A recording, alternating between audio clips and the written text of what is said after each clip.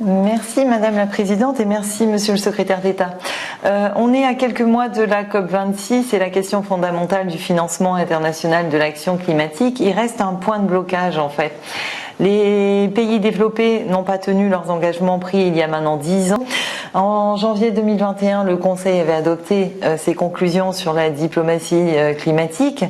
Moi, j'aurais voulu savoir quel sera l'engagement de votre présidence pour parvenir à un accord à la COP26 et faire en sorte que les États membres de l'Union européenne respectent leurs engagements en matière de financement climat envers les pays en développement, qui sont en première ligne face aux effets du changement climatique, puisque ce soutien, qui doit prévoir des fonds nouveaux et additionnels dirigés vers l'adaptation, est d'autant plus important avec la crise liée à la pandémie. Puis, sur un autre sujet, sur les accords de libre-échange, donc pour ce qui est de l'impact des accords de libre-échange, l'accord Union européenne-Mercosur est incompatible avec nos objectifs climatiques, mais également avec nos objectifs en matière de développement.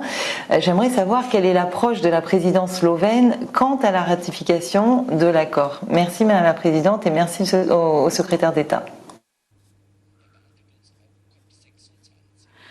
Nous avons aussi la COP26 devant nous.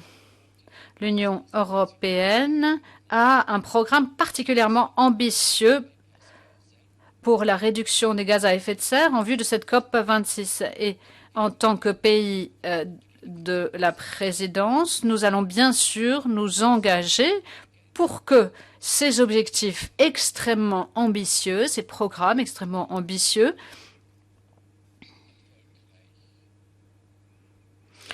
puissent être concrétisés et puissent être entendus à Glasgow.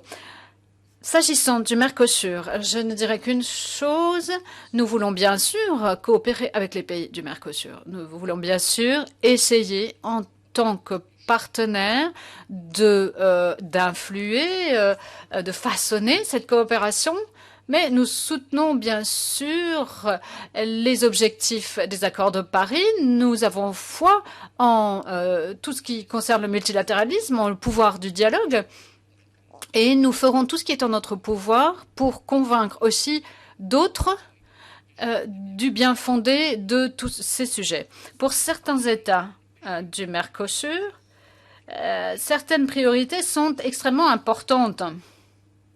Et ce n'est que via la diplomatie, via le dialogue, que nous pourrons obtenir un résultat.